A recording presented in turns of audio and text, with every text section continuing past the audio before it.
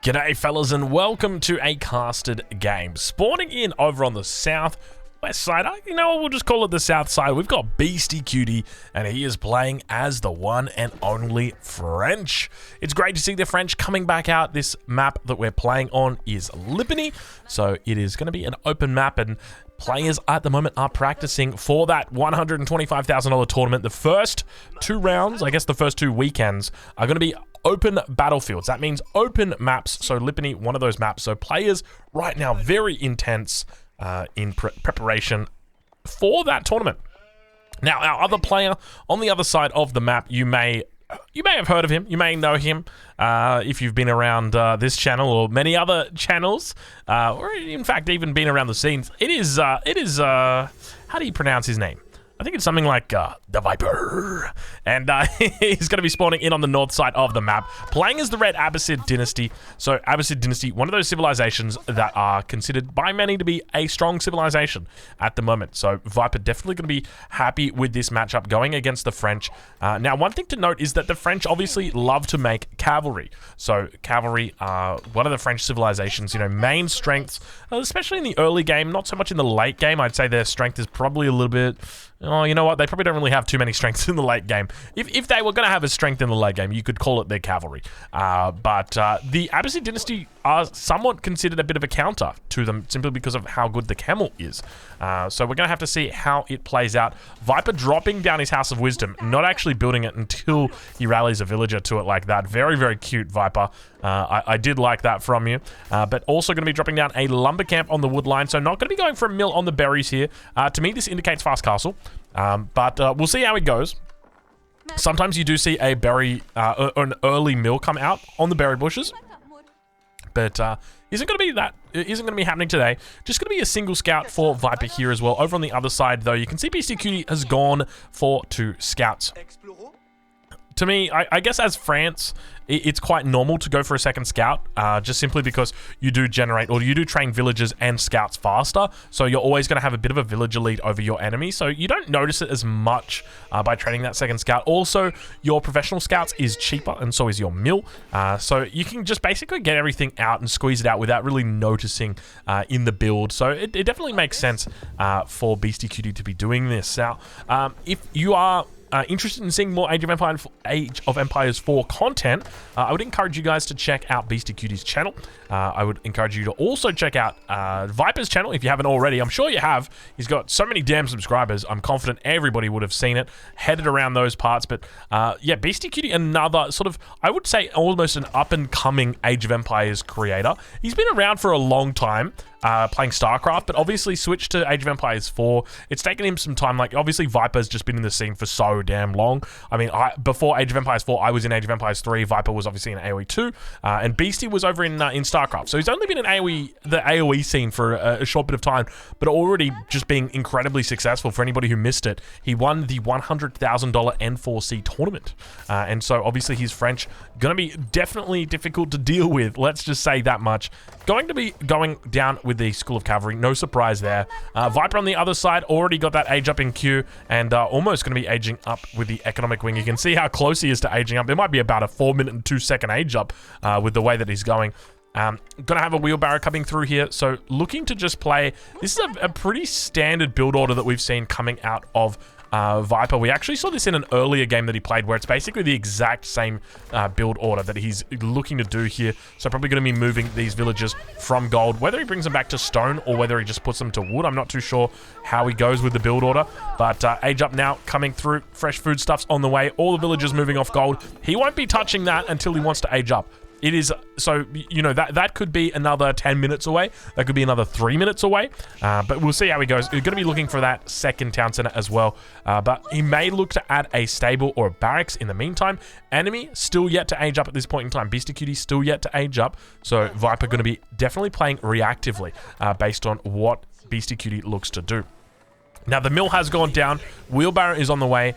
could potentially look at getting professional scouts in as well, but we do see that a knight is already in the queue and a mining camp is going to be coming down for Beastie Cutie. So he's done a bit of scouting and knows exactly what's up now. Viper obviously spots that out as well, and so he knows, okay, well, my enemy is going for a mining camp as well. And I kind of like the position of Beastie Cutie in this position, just simply because now, by virtue of being the French and having the ability to train a knight here, you know, without actually making a stable, it gives him the, how do you say, it gives him the agency in this matchup, because now all of a sudden Viper has to respond to this. Viper has to go, okay, well, how am I going to do this? Am I going to put down defensive towers? Am I going to put down a barracks and try and get some spears out? What is my response? What is my play to this? And now you can see that Beastie Cutie is going to move forward. Now going to be looking to find those villagers. Scouts moving over to the left-hand side of the screen, coming up towards the wood line. Spot out a couple of villagers there. Definitely looking a bit exposed as well. Now going to be looking to focus down that mining camp. And you can see that scout almost coming down, losing a fair bit of health there. He's going to be coming in and rounding the corner. Second town center now going to be coming down for Viper. Look at the villagers that are getting pulled for this as well. He is pulling 19 villagers for this town center. He knows that he needs to get it up before this knight comes around. And that's exactly what he's doing. And you can see the scout, the way that he's trying to bait the knight. Beastie Cutie is heading over towards this area. He's going to see the villagers on the town center going to be coming in. First villager takes the hit. He's going to be doing a bit of a runner here, heading down towards the main town center. Does actually die. Every villager, or 10 villagers inside that town center now. He wants to try and take out this knight. If he can actually get the knight, it won't be a terrible trade, but I don't think he's going to get it. It's down to 10 health. He's going to be so careful with that knight. So careful. Manages to get it down to 10 health there. So Viper loses out the villager for it. Manages to get the charge in, and oh, you can see the damage. Oh, he loses the knight. Viper going to be very happy with that, taking out the knight from Beastie Cutie. That is so painful for Beastie Cutie. I feel terrible for him losing that knight. Definitely not worth the trade just for the one villager. Barracks going to be coming down now for Viper. Second town center is fully constructed. Mining camp slowly but steadily getting sieged down. I wouldn't be surprised if a villager is on the way out to just do a bit of repairing, and indeed you can see it's on the way right now. So Viper going to be very happy with his opening, only losing one villager to a knight, where he went for a naked second town center. So you might be wondering, Drongo, what the heck's a naked second town center? What does that mean? It means that he has made that second town center without actually putting, or without actually going for a second barrack, or sorry, a first barracks, any production buildings, in fact. So he has just gone straight for that second town center. So the fastest time that you can actually get this down at is 4:45. But if you do that, then you forego wheelbarrow. You also forego your fresh food. Actually, no, I think you get your fresh foodstuffs. So you still do get fresh foodstuffs, but you don't get wheelbarrow. And so you can do it and you can get it down faster, but at the same time, you're not really able to take your gold, because think about, like, this gold, it's very, you know, prone sitting at the front here. How easy would it be if your enemy knew that, you know, you hadn't gone for that wheelbarrow and you wanted to get it? Just, you know, so much pressure could be applied to that gold mine. But now back in the base of Beastie Cutie, we see the double TC opening. So I guess the question is Beastie Cutie's double TC opening going to be able to stick it with Viper's double TC opening? Because both of them going to be doing a similar build order, similar strategy here, but one civilization optimized towards this build order, the other one not so much. Looks like professional scouts going to be coming through. Look at the upgrades coming through right now. What upgrades have we got? Okay, we got forestry that's come through, horticulture's come through, wheelbarrow, professional scouts. We've got specialized pick in, literally all the upgrades. Beastie Cutie's French is insane. He is literally getting all the upgrades. Now, one of the things Beastie Cutie said about his playstyle is that he's kind of like, Leenock and him are very similar. The only difference is Leenock doesn't really get, or Leenock gets all the upgrades, Beastie doesn't. It looks like Beastie Cutie has taken a page out of Leenock's playbook and has said, you know what, we're just going to get every single upgrade. So I wouldn't be surprised if we see double broadaxe come through soon. Actually, you know what, we probably won't see it for a while, just because you can see how heavy he is on those other resources. But now we spot a third town center for Viper coming in. So obviously his enemy going for 2 town centers. He feels like he probably needs to outpace his enemy, because remember, the French train villages faster than every other civilization. I say that there's an asterisk next to that, and that is with the exception of the Chinese. And also, I guess, the Holy Roman Empire, but that doesn't really count. It's more an Imperial Age thing.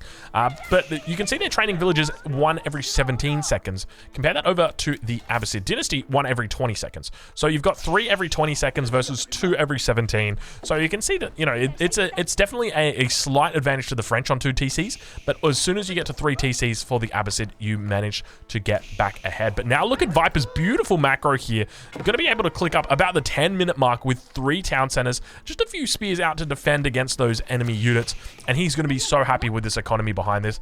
It's almost unstoppable, this kind of economy, and now also looking to get walls up. A little bit of a this is frustrating. You when you build the walls like this and then you tell them to do it, you can see that they've forgotten it. Viper manages to pick it up, so not falling apart there. Good job to him. Going to be going up with the culture wing.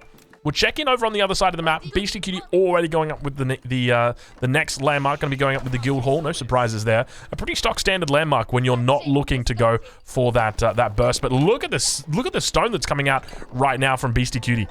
He is looking to go for a forward keep. I can only assume he would be either a forward keep or I guess a defensive keep as well. But villagers now just cleaning up. Look at the damage that comes out on those villagers as well.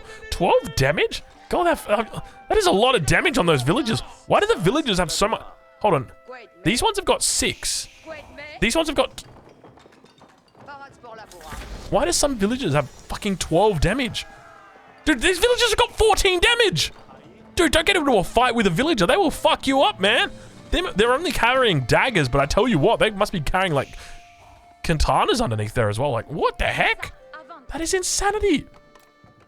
Viper up to the next stage, almost. Probably going to be looking to go into the standard build that most of these Abbasid players look to go into. So, spears with phalanx, with men-at-arms, and then crossbows behind it. And then making siege out on the field. So if you need the springalds, you make the springalds. If you need, or you probably want to make some mangonels, at least, you know, 1 or 2 just to throw in there. Force your enemy to make some siege. You know, it's a smart move. It's a smart move. Viper, or rather, Beastie Cutie, going to be sitting on gold on the Guild Hall now. And you can see that a lot of these villages have been pulled off. He's going to go for a forward keep indeed. So where does he go for the forward keep? Is he just going to go right here? I think that's actually not a bad move. If he goes right here on top of Viper's military production, that's actually a very smart move because it takes out all 3 of these military production buildings, also takes out the gold mine. It looks like he's going to be playing it a little bit more defensive though. The consequence of going for somewhere like that, you know what, you probably couldn't do that with 9 villagers. You'd need to pull like 20 villagers for that because, I mean, these villagers have only got 6 damage. No, these ones have got, some of them have got 12, some of them have got 6. I don't know what's going on with these villagers. Some villagers popping off like madmen. Other villagers, not so much. But Beastie Cutie's composition going to be going for Arbla Trier. So no surprises there. A very strong unit that is seeing a lot more play in the current meta. Also going to be dropping down a monastery. We'll check and see whether the same comes out. But look at this, a big stone wall coming through for Beastie Cutie across this passage. And now he manages to hold down the middle. So great way to lock out the enemy here. Now, I'm pretty confident that is completely walled in on that side. So, Beastie Cutie looking to try and take control in this game. Back on the other side, you can see his spearman just doing classic spearman things, running along with his spearman. Manages to fall down in the wood line. Poor spearman. Let's see how this second one goes. Just going to be doing some nice little scouting. I'm going to have to flip around those colors for you guys because I think I've mucked things up. There we go. All right, I got it down. Golden tier, or Golden Age tier 2 is now active, so you can see back in Viper's base. Oh my god, look at the production that Viper's got. This is what you can do with 3 TCs, ladies and gentlemen. So he's sitting on 79 villagers, so 80, we'll call it 80 villagers at 13 minutes and 30 seconds. That is ludicrous. That is so many villagers. But have a look at this military production now. 4 barracks, 5 archery rangers, not a single cavalry unit to be seen, not a camel to be seen. He's just going to stick with the core infantry and probably going to be going up with the military wing 2 Imperial, but just because of boot camp. Now, one of the things to note is that I would suspect that in the next patch, you're going to see Abbasid players start to actually go with the military wing because boot camp gets moved into Age 2. Look at this, look at this, look at this. Viper actually spots out the villager. He says, no, sir, not today. You do not build that wall. And now he looks to try and break himself somewhat out of that position. Viper now with the forward keep in his possession. He's obviously going to be looking to take on Beastie Cutie. Beastie Cutie with the Siege Workshop probably wants to put down a Treb here and start trebbing down his opponent. Scout gets taken down at the back by some veteran spearmen. More scouts over on the western flank here, looking to get taken out. There's a couple. Look at this push coming through from Viper, just being annoying. Just a few units, 5 spears, 5 crossbows. What do you even take against that? I guess just some archers or something? Like, I don't even know what you do. But scouts actually, 6 damage. Get completely destroyed here by the spears. Oof. They do a lot of damage. Looks like he's just cleaning up over on that side. Trebuchet, first Trebuchet of the game, now coming out for the Viper. So Viper's Abbasid base building. I mean, it's looking beautiful, isn't it? He hit that golden... Oh my god, look at this base. Oh god, isn't this base just beautiful? The way that he builds it. Oh god, Viper, the way you build those bases. Hold on, I gotta get a little screenshot in here. This is looking absolutely beautiful. Just the king of base building right there with the Trebuchet as well. Absolutely gorgeous stuff there. That is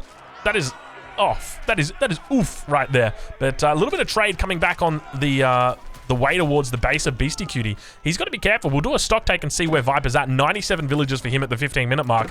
Over on 78 Beastie Cutie is.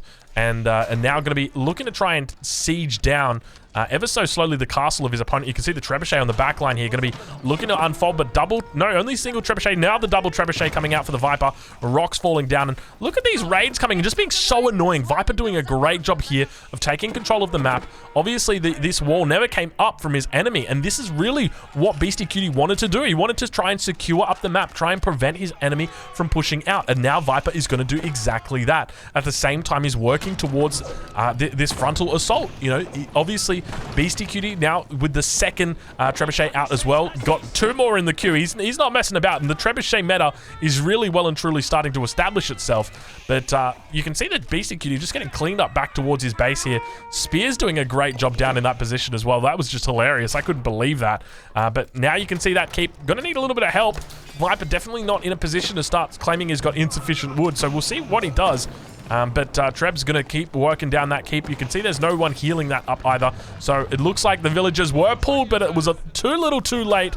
You guys know exactly the song I'm thinking about, but going to be dropping down a second keep in this position. Probably could have even brought it up at the front. It would have been fine with the amount of villagers that are building it. And now, slowly but steadily, his base is getting destroyed. Viper, I mean, this isn't a position that you want to be, my friend. But you can see villagers all over the map. He's got 4 over here. Dropping just dropping a keep with 2 villagers down towards this position. Moving in towards the enemy's wood line, actually bringing in a couple of crossbows as well. And manages to isolate a lot of the villagers here. So Viper doing a great job with that. Now more relics being picked up, and you can see the army from Viper really starting to build in this position. Sounds like Sacred Site's getting taken down towards the south. And you can see that, like, at this point in time, Beastie Cutie's got no military. Like, he's got men-at-arms, but what good are men-at-arms against crossbows? I mean, they're probably going to eat them up. Let's be honest. He's probably going to just completely wipe them because there's not a lot of micro there. But at the same time, like, Beastie Cuties doesn't have any military, whereas Viper's actually got a significant amount of military. Springald's coming forward to kill the Trebuchets. At the same time, the keep's getting worked down by the Trebs. Like, Viper's looking incredibly strong in this position. He's all over the map. 116 and 52 versus 85 and 26. So he's up by about, what is that, 30 villagers? And now another attack on the front. And this is why Beastie tried to get that wall up. It all comes down to that single wall. That single wall not getting up, being prevented from those units that came through, that pushed through this position. That entire wall being taken out actually just stops him completely in his tracks. Because now you can see what's happening. You're getting multitasked. Viper just multitasking like a multitasking madman. Now going to begin pushing out and looking towards the siege. You can see the front here going to get busted. And now Viper just going to be able to look to control this. Big gold vein here. Villager's going to go down as well. And I think that, like, at this point in time, I don't know if there's much. Yeah, 100% I agree with this tap out. Beastie Cutie taps out. He says, you know what, Viper? You 100% got me.